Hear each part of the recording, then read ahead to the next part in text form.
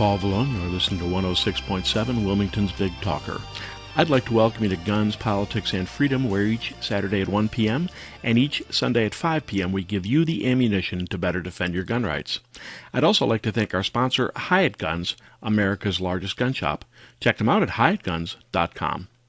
In case you aren't familiar with me, I direct Grassroots North Carolina, or GRNC, since 1994, our state's most effective gun rights organization. As its director, I was involved in drafting and passing our original concealed handgun law. Since then, GRNC has gone on to engineer passage of concealed handgun reciprocity, our purchase permit bypass, Castle Doctrine and Stand Your Ground, the expansion of concealed carry into state and municipal parks, restaurants, public assemblies, educational properties, and much more. Grassroots North Carolina is exactly what the name implies, a grassroots collection of volunteers from all walks of life who share a common concern that our constitutionally guaranteed freedoms are being eroded. Check us out at grnc.org. That's grnc.org. This episode will air first on September 11th, 2021, the 20-year anniversary of the 9/11 attacks. As one who watched the buildings fall on TV news that morning, and as an airline pilot based in New York who spent months flying back and forth over that horrific scene of death and destruction, I remember that in the months following 9/11, despite profound sadness and anger, we were all Americans again.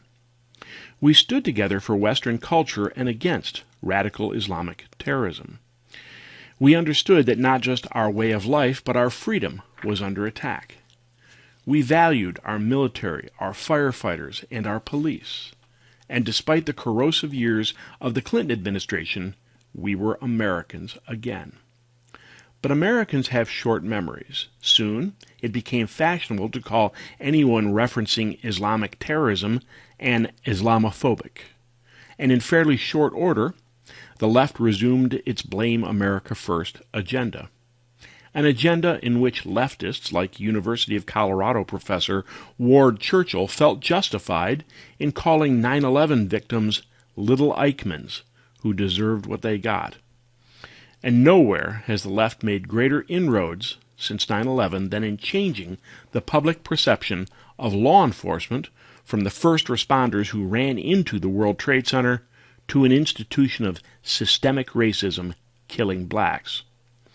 And now we've had the misfortune of witnessing not just the undoing of the forced stability we introduced into the country that nurtured Osama bin Laden, but a Biden administration content to not only negotiate with terrorists as though they had formed a legitimate government, but also content to leave the fate of Americans in the terrorists' hands.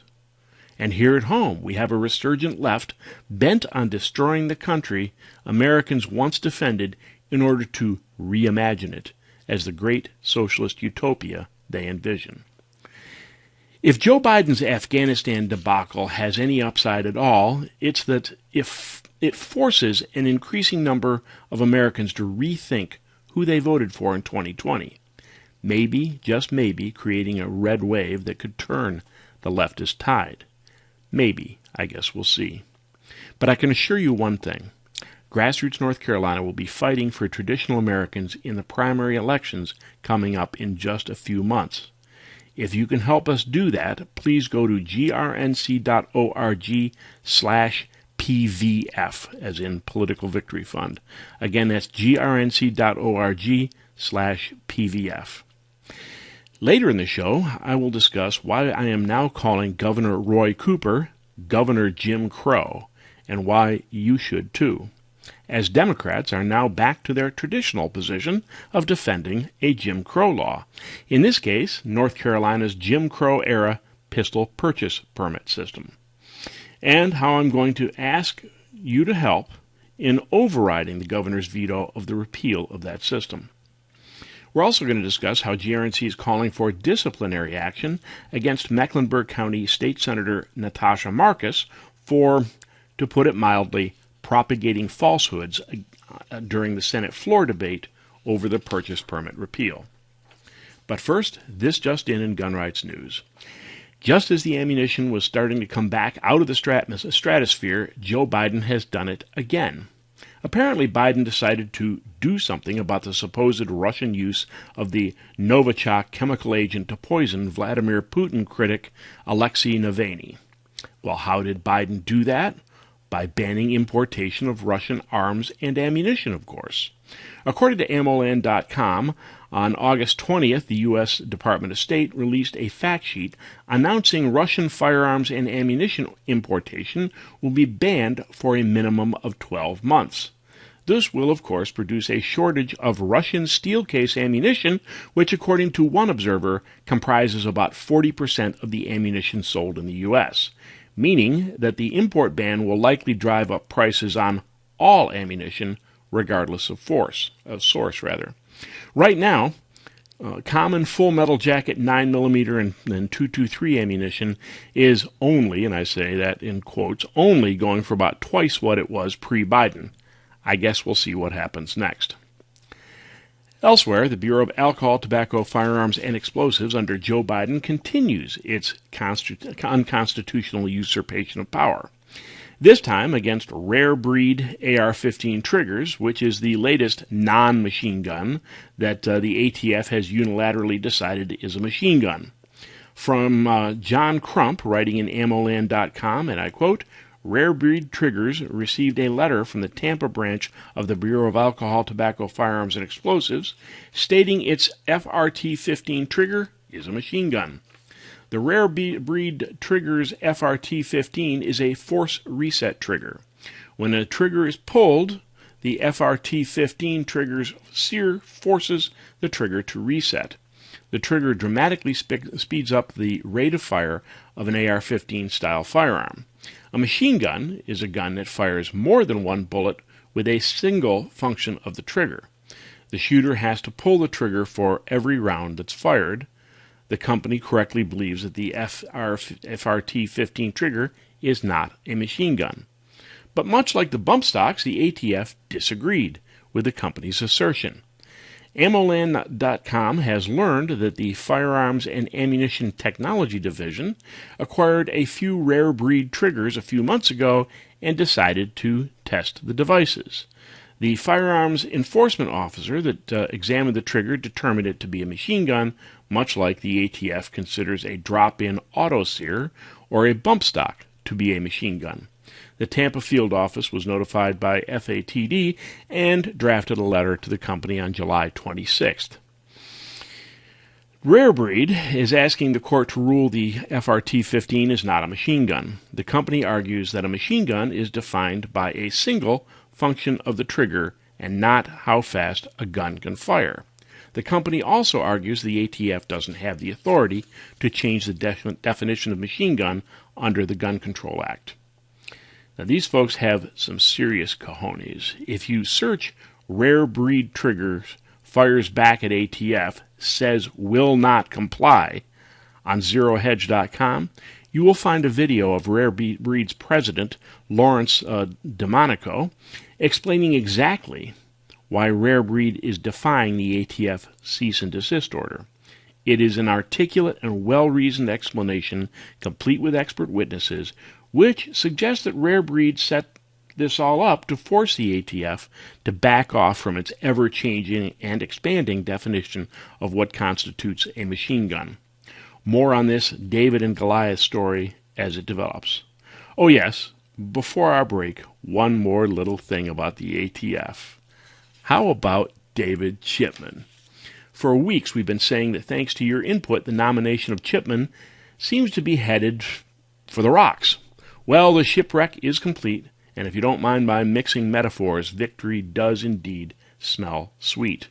On Thursday, the White House announced it is withdrawing Chipman's nomination, citing lack of votes for a Senate confirmation. And that is thanks to you.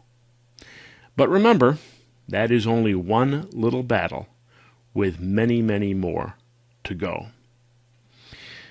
In a moment, we're going to return and talk about Governor Roy Cooper, his veto of the purchase permit repeal, and how Senator Natasha Marcus is propagating falsehoods in order to buttress her vote against the repeal of that Jim Crow law.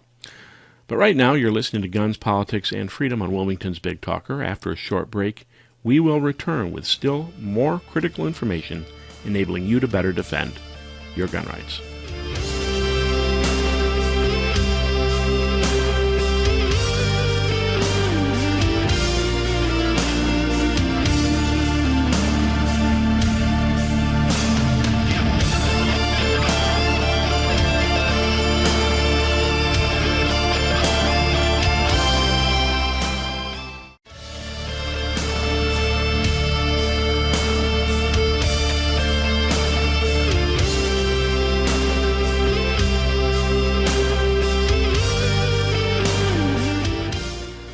Paul Vallone. You're listening to Guns, Politics, and Freedom today on Wilmington's Big Talker. Our show is sponsored by Hyatt Guns, America's largest gun shop. Check them out at hyattguns.com. Before the break, we were talking about recent developments from the Bureau of Alcohol, Tobacco, Firearms, and Explosives, including the withdrawal by Joe Biden of the rabidly anti-gun David Chipman as his nominee for head of the ATF. Now it seems that another blow has been struck against the ATF agenda to start reclassifying any gun it doesn't like as a machine gun, and a letter of the law be damned.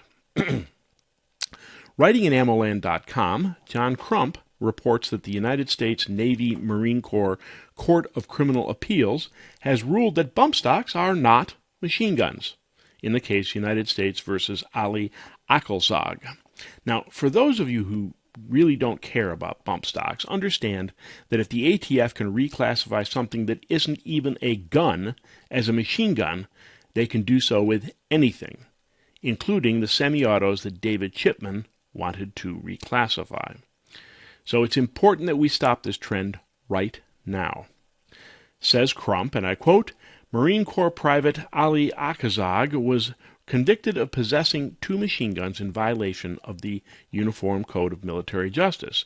These machine guns the private possessed were bump stocks. The private's defense counsel argued that bump stocks do not meet the federal definition of machine guns. A 3-judge panel agreed with the defense, unanimously ruling that bump stocks do not meet the definition of a machine gun. The judges laid out a case that anti-gun activists put political pressure on Congress after a mass murder in Las Vegas that saw 60 people die. A bill was set forth in Congress called, quote, Closing the Bump Stock Loophole. They always want to close a loophole, don't they? The bill would have treated bump stocks as machine guns, but the bill failed to pass either chamber of Congress. The judges point out that after the bill failed in Congress, political pressure was put on then-President Donald Trump to act against bump stocks. The president said he was looking into banning bump stocks. Unfortunately, President Trump would order the Bureau of Alcohol, Tobacco, Firearms, and Explosives to ban bump stocks. The judges on the panel do not believe that the president had the authority to make de facto law. The judges wrote, and I quote, Instead, the president directed the BATF to issue a new interpretation of a rule that contradicted the ATF's previous interpretation governing legislation from the 1930s. The executive branch change in statutory interpretation aimed to outlaw bump stocks prospectively without a change in existing statutes. There's additional litigation going on right now over the bump stock issue, including an amicus brief in which Grassroots North Carolina joined 5 other organizations in the case Aposhian versus Garland at the level of the U.S. Supreme Court. More on this as it develops. And on the topic of Supreme Court and gun cases, the Supreme Court of the United States has set Wednesday, November 3rd, as the date it will hear the long-awaited case of New York State Rifle and Pistol Association versus Bruen, which challenges the Empire State's good cause requirement for anyone seeking a license to carry a firearm outside the home for personal protection. The topic of this case is long overdue. The 2 seminal Second Amendment decisions from the Supreme Court, Heller and McDonald, both dealt solely with keeping arms in the home. What has not been determined is the extent to which SCOTUS will recognize a right to bear arms outside the home. Our case here in North Carolina, Bateman versus Purdue, was filed against the state over the blanket ban on carrying arms outside the home during declared states of emergency.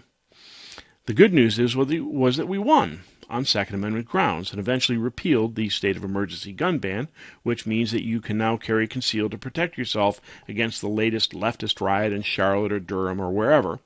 The bad news is that the state, reading the tea leaves, chose not to appeal their loss, meaning it never went to the Supreme Court to become precedent-setting law. Meanwhile, several other cases regarding bearing arms outside the home have been refused by the High Court. But the Bruen case, originally Corlett, by the way, will now be heard on November 3rd, so put that date on your calendar as the date after which we hope SCOTUS will force lower courts to respect the Second Amendment as something other than a second-class right. And incidentally, GRNC is also a party to that amicus brief, along with the Second Amendment Foundation, on the Bruen case. Elsewhere, New Zealand has become the latest gun control laboratory. You may recall that in March of 2019, a whack job shot up a mosque in Christchurch, New Zealand, after which leftist Prime Minister Jacinda Ardern earned fawning praise from the likes of Canada's weasel Justin Trudeau and France's Emmanuel Macron for promptly getting New Zealand's parliament to ban semi-automatic firearms and then running a so-called buyback. Well, imagine our surprise when New Zealand news service RNZ reported that in 2020, gun crime hit a new peak. As police figures showed, 2,399 people were charged with 4,542 firearm-related offenses, nearly double that of a decade earlier. That is, of course, exactly what happened to both Britain and Australia after similar bans. Anyway, just a few days ago, a jihadist did what jihadists do, stabbing 6 people in a New Zealand supermarket, demonstrating yet again that when guns are banned, violent sociopaths of any stripe will find other means. So, how did the supermarket chain named Countdown, how did they respond? Why, by removing knives and scissors from their shelves, of course. This also mirrors Britain, where a virtual ban on gun ownership has seen an explosion of knife crime, 8% in the past year alone, and 80% increase since 2014. All of this, despite, if you can believe this, knife control. I kid you not, it's now illegal to sell most knives to anyone under the age of 18. Similarly, so-called combat knives have been banned in the UK since 1997. So here is the lesson from the gun control laboratories of the world, folks. A society which punishes possession of implements of crime, rather than punishing and deterring criminals themselves, will eventually create a society that can't be trusted with sharp objects. This just in from the Voice of Tolerance. I'm sure you've heard the left tell you how tolerant they are, because perhaps you had the audacity to say that there are only 2 genders, or that maybe we should keep out the millions of illegal immigrants flooding the southern border. You xenophobe, you. Well, since after all, the left, of course, is the self-professed voice of tolerance and diversity, right? Well, tell that to California candidate for governor Larry Elder, who is the leading contender against the ever-incompetent Gavin Newsom in California's long-overdue recall election. As a black conservative, the long knives have come out for Elder, with the Los Angeles Times as well as other pundits calling him, and I quote, the black face of white supremacy. You can't make this stuff up. But the Voice of Tolerance showed its true colors the other day when the Republican gubernatorial candidate was forced to prematurely end a walkthrough of his planned campaign stop at Venice Beach. Why? Because the ever-tolerant left attacked him. According to the Epoch Times, and I quote, footage of the incident uploaded to social media shows 2 hecklers repeatedly shouting racial slurs. Who's the racist here? Racial slurs at Elder. A lady in a, I would say she's not a lady, but that's another matter, in a pink gorilla mask, riding a bike, appeared on video throwing an egg that appeared to narrowly miss Elder's head. One of Elder's security staff attempted to separate the woman from the crowd to keep her from continuing to throw projectiles. In videos surfacing on Twitter, the woman slapped the security staff in the face. Another protester hit the same security staff member seconds later. Even leftists said Elder retained his composure and refused to be intimidated. Later, Elder tweeted, and I quote, "Today, I kicked off the Recall Express bus tour. Before we even left Los Angeles, my security detail was physically assaulted, shot with a pellet gun, and hit with projectiles. The intolerant left will not stop us. We will recall Gavin Newsom. We will save California." Oh, the California Republican Party, in the tradition of rhinos everywhere, has thus far not endorsed Elder or any other of the Republican candidates in the race. You are listening to Guns, Politics, and Freedom on Wilmington's Big Talker, 106.7, wilmingtonbigtalker.com. We're going to take a short break, after which we will return with still more critical information enabling you to better defend your gun rights.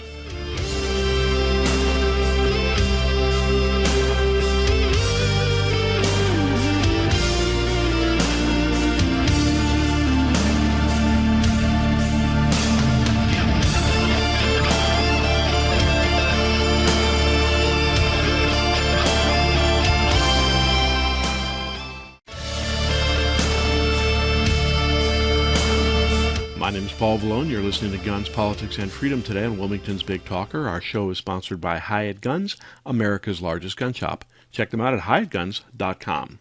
In state news, you may know that we finally managed to pass a repeal of our Jim Crow-era pistol purchase permit law through both chambers of the General Assembly, only to have Governor Jim Crow, a.k.a. Roy Cooper, veto the bill. You may recall that my organization has now had to file no less than 3 lawsuits against sheriffs of Wake and Mecklenburg counties because they were obstructing issuance of purchase permits, often taking as long as 6 months to issue permits that North Carolina statutes say have to be issued in 14 days. So after Cooper did what Cooper does, Lieutenant Governor Mark Robinson and I, Mark Robinson's a great guy, Mark Robinson and I co-authored a piece that ran in both the Charlotte Observer and Raleigh News and Observer. It ran under the title, "Lieutenant Governor Cooper's Veto of Pistol Permit Repeal Leaves a Jim Crow-Era Law in Place." Here it is. Given efforts to eradicate racism, you might expect a governor to eagerly sign repeal of a Jim Crow-era pistol purchase permit law, which, by one account, discriminates against black Americans even today. But not if the governor is Roy Cooper and the law is our 1919 purchase permit system, which researchers suggest was enacted to deny handguns to black Americans.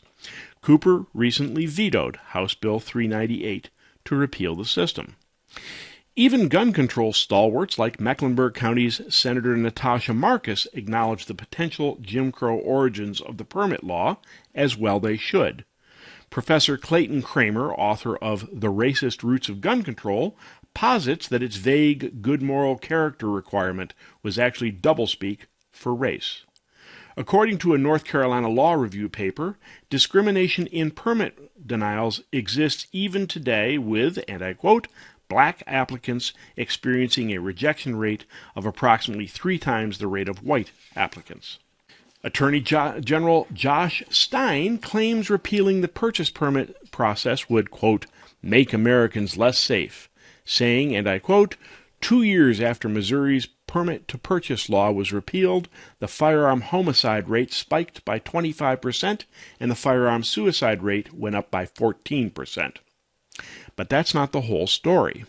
Although Missouri's murder rate rose 17% relative to the rest of the U.S. in the 5 years after repeal, it actually increased by 32% during the 5 years before repeal, meaning Missouri's increasing murder rate actually slowed after repealing purchase permits. The Crime Prevention Research Center's John Lott says Stein's claim, quote, cherry-picks data, further noting that Missouri's violent crime rate fell 7% faster than the rest of the U.S. Meanwhile, the North Carolina Law Review paper found that 36 states without permit schemes actually experience 7% fewer handgun murders than the few that still have them. Reversing its previous position, the North Carolina Sheriff's Association now supports repeal. Citing improvements in mental health reporting for background checks by clerks of court, the association now calls our permit system duplicative. If permits are repealed, background checks by gun dealers would be done at time of sale rather than up to 5 years beforehand as they are now. A Charlotte Observer piece entitled "Dozens of Felons Hold Gun Permits in Mecklenburg County" described people who got permits, subsequently committed disqualifying crimes, yet continued to possess the archaic, untraceable slips of paper, potentially using them to bypass the computerized National Instant Background Check System, or NICS. Because NICS checks are only required for dealer sales, opponents complain that no background checks would be done for private transfers.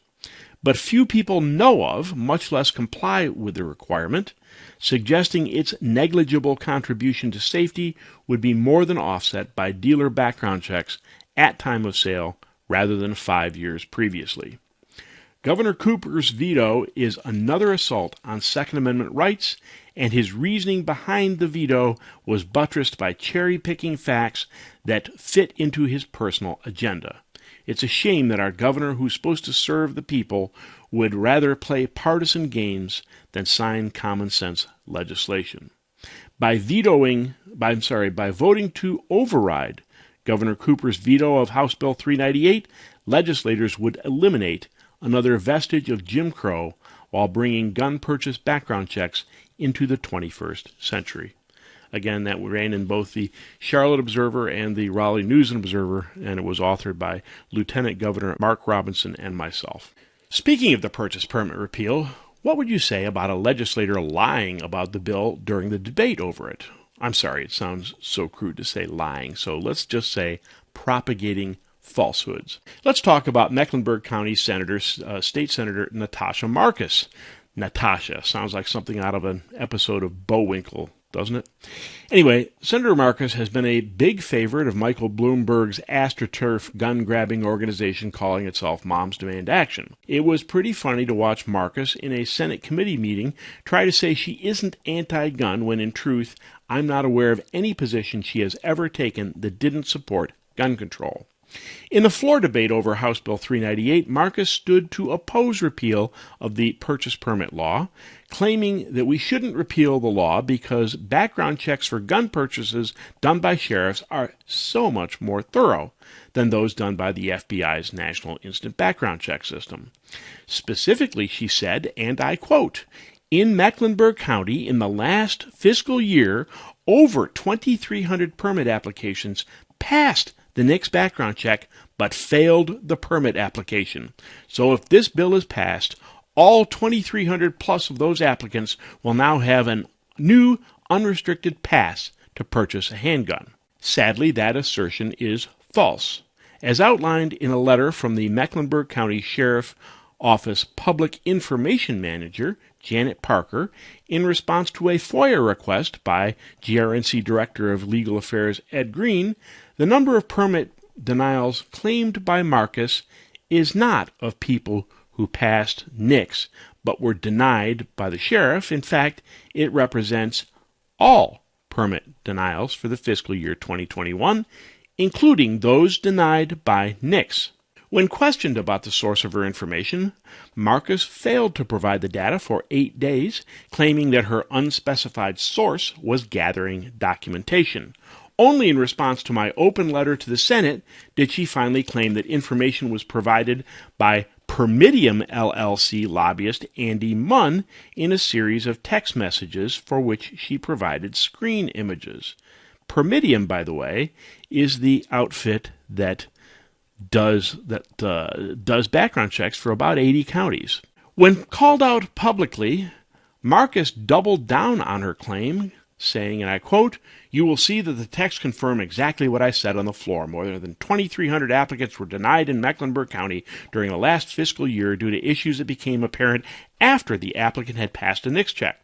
That proves that the permit system is neither duplicative nor unnecessary. It is an important tool to keep handguns away from dangerous, unstable people, and it saves lives. Your efforts to eliminate it are reckless." I'm reckless. But anyways, but referencing the number of denials claimed, which is 2,379, that she says passed NICS but failed the permit application, whatever that is, Mecklenburg County's public information manager responded, and I quote, "The number of purchase permit application denials in your request appears to represent the total number of denials, or very close to the total, for the entire fiscal year, including denials based on NICS disqualifiers. MCSO, that's the Mecklenburg Sheriff, does not keep records distinguishing reasons for denial contained within NICS and reasons for denial outside of NICS, nor does MCSO keep easily accessible records that indicate all of the reasons for a denial when there are multiple reasons for denying a single application." So let's talk about some of the facts about these permit denials. First, Mecklenburg County sheriffs don't keep the statistic claimed by Marcus. Permitium lobbyist Andy Munn couldn't tell Marcus how many passed NICS but failed the permit application because MCSO does not keep that information. Moreover, Marcus's claim covers all denials, including those stopped by NICS. Moreover, the denials do not mean that 2,378 people couldn't purchase handguns. Some of the reasons for denial, such as failure to pay a permit fee, sign a release, or to live in the county in question, wouldn't stop them from getting a gun through NICS because they're perfectly qualified buyers. So Senator Marcus should be held to account because effective public policy relies on accurate, honest information. Propagating false information represents a particularly serious, act of misconduct. Accordingly, Grassroots North Carolina is asking Senator Phil Berger, the President Pro Tem of the Senate, to formally discipline Senator Natasha Marcus as authorized under Article 2, Section 20 of the North Carolina Constitution. I strongly recommend you make your voice heard and demand that Marcus either resign or face discipline. You can find the alert for that at grnc.org. Click on Alerts. Right now you're listening to Guns, Politics, and Freedom on Wilmington's Big Talker.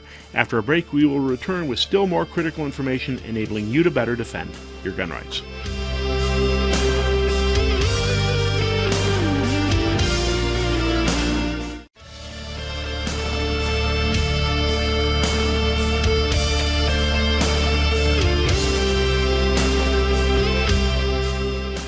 My name is Paul Vallone. You are listening to Guns, Politics, and Freedom today on Wilmington's Big Talker. Our show is sponsored by Hyatt Guns, America's largest gun shop. Check them out at hyattguns.com. In our last segment, we were discussing some Democrat hypocrites in North Carolina, like Governor Jim Crow, Roy Cooper, who vetoed House Bill 398 to repeal our Jim Crow-era pistol purchase permit law, and Senator Natasha Marcus, who spread false information to colleagues and constituents alike in her effort to defeat the repeal. In general, Democrats who use accusations of racism to silence you are themselves the biggest racists in the room, and typically just exploit race in order to silence opponents and consolidate their own power. But to that list of North Carolina hypocrites, we have another to add. The next prize goes to Attorney General Josh Stein, who not only used false statistics to advocate against repealing the Jim Crow law in question, but also joined 11 other state attorneys general in a letter to Mark Zuckerberg of Facebook and Jack Dorsey of Twitter fame, asking them to stop censoring their users. Oh wait, that's not right. Oh, I see. Stein and the other leftists are asking Facebook and Twitter for more censorship, since clearly the social media platforms are entirely too permissive with that pesky old thing they call free speech. Says the letter, in part, The updated community guidelines you have established to prevent the spread of vaccine misinformation appear to be a step in the right direction. However, it is apparent that Facebook has not taken sufficient action to identify violations and enforce these guidelines by removing and labeling misinformation and banning repeat offenders. As a result, anti-vaccine misinformation continues to spread on your platforms in violation of your community standards. Twitter and Facebook have yet to remove from all their platforms the accounts of prominent anti-vaxxers who have repeatedly violated the company's terms of service.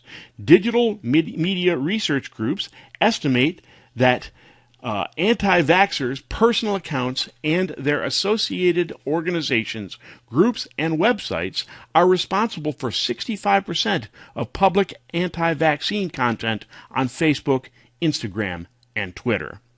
Yes, Stein and these other Democrat attorneys general, who are supposedly the protectors of things like free speech, are objecting that social media platforms, which are increasingly becoming infamous for censorship, aren't censoring enough. As usual, leftists like Josh Stein rarely pass up an opportunity to silence anyone who doesn't agree with their agenda. During the last segment of today's show, I'd like to give credit for creative input to GRNC's Director of Communications, Dave Parker, who came up with this idea. Bear with me for a moment because I want to talk about George Orwell's novel of totalitarian socialism, 1984. One of Orwell's constructs was something called Newspeak, which was the language English socialism had created and was using to gradually replace Oldspeak, or what you and I know as conventional English. The idea of Newspeak was to control not only what you say, but what you are capable of thinking. Because if the words and expressions for things like liberty and freedom don't exist, you can't even imagine them, much less demand them from a totalitarian government. Now I want to quote you from an appendix to 1984 written by Orwell himself, which is called The Principles of Newspeak. Here it is. When Oldspeak had been once and for all superseded, the last link with the past would have been severed. History had already been rewritten, but fragments of the literature of the past survived here and there, imperfectly censored, and so long as one retained one's knowledge of Oldspeak, it was possible to read them. In the future, such fragments, even if they chanced to survive, would be unintelligible and untranslatable. It was possible to translate any passage of Oldspeak into Newspeak. It was impossible to translate any passage of Oldspeak into Newspeak unless it either referred to some technical process or some very simple everyday action. In practice, this meant that no book written before approximately 1960 could be translated as a whole. Pre-revolutionary literature could only be subjected to ideological translation, that is, alteration in sense as well as language. Take, for example, the well-known passage from the Declaration of Independence. We hold these truths to be self-evident, that all men are created equal, that they are endowed by their Creator with certain inalienable rights, that among these are life, liberty, and the pursuit of happiness, that to secure these rights, governments are instituted among men, deriving their powers from the consent of the governed, that whenever any form of government becomes destructive of those ends, it is the right of the people to alter or abolish it, and to institute new government. It would be quite impossible to render this into Newspeak while keeping to the sense of the original. The nearest one could come to doing so would be to swallow up the whole passage in one single word, crime-think. A full translation could only be an ideological translation whereby Jefferson's words would be changed into a speech advocating absolute government. Now, with all that in mind, I want you to consider the following news item from The Blaze. It's entitled National Archives, that would be the National Archives of the federal government, National Archives post harmful content warning on Constitution, Declaration of Independence, other founding documents. Yup. Here's what The Blaze has to say, and I quote, "The National Archives and Records Administration, NARA, determined recently that America's founding documents may be, quote, harmful or difficult for some users to view since they reflect, quote, outdated, biased, offensive, and possibly violent views and opinions. In order to caution readers before they access digital copies of these offensive documents, which of course include the Declaration of Independence, the Constitution, and the Bill of Rights, NARA has plastered a harmful language alert above its entire online catalog. When users click the alert link, they are redirected to NARA's Statement on Potentially Harmful Content. There, the agency explains, almost regretfully, that it is, quote, their charge to preserve and make available these historical records, God forbid. And by virtue of this charge, the agency explains harmful content will be preserved. NARA then includes a hefty list of the specific types of harmful or difficult content that can be found when sifting through the documents. The agency notes that some items may reflect racist, sexist, ableist, misogynistic, and xenophobic opinions and attitudes, be discriminatory toward or exclude diverse views on sexuality, gender, religion, and more, include graphic content of historical events such as violent death, medical procedures, crime, wars, terrorist acts, natural disasters, and more, and demonstrate bias and exclusion in institutional collecting and digitization policies. Below the list, NARA pledges to, quote, work in conjunction with diverse communities in order to balance the preservation of America's history with sensitivity to how these materials are presented to and perceived by users. Now, NARA didn't offer any specific reasoning for why the content warning was introduced, although it is likely stemmed from recommendations submitted in June at the completion of the agency's racial inequity review. In a shocking report issued earlier this year, NARA's Task Force on Racism argued that the rotunda itself in the agency's flagship building serves as an example of, quote, structural racism because it, quote, lauds wealthy white men in the nation's founding while marginalizing BIPOC women and other communities. What's a BIPOC? I don't know. The task force also claimed that descriptions on display in the building frequently, quote, use racial slurs and harmful language to describe BIPOC communities. Of note, the task force also recommended that trigger warnings be put in place with historical content to, quote, forewarn audiences of content that may cause intense physiological and psychological symptoms.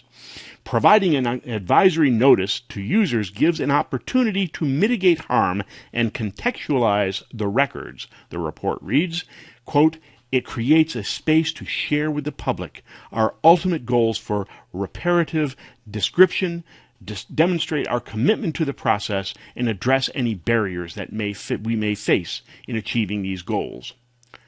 Translation. When the left tells you what words you may or may not use because they are racist or homophobic, what they are doing is not merely telling you what you may say. They are trying to control what you may think. My name is Paul Vallone. You've been listening to Guns, Politics, and Freedom on Wilmington's Big Talker, where each Saturday at 1 p.m. and each Sunday at 5 p.m. we give you the ammunition to better defend your gun rights. Check out our sponsor, Hyatt Guns, America's largest gun shop, at HyattGuns.com. You can also find my writings and earlier editions of the show at GunsPoliticsandFreedom.com. See you next week.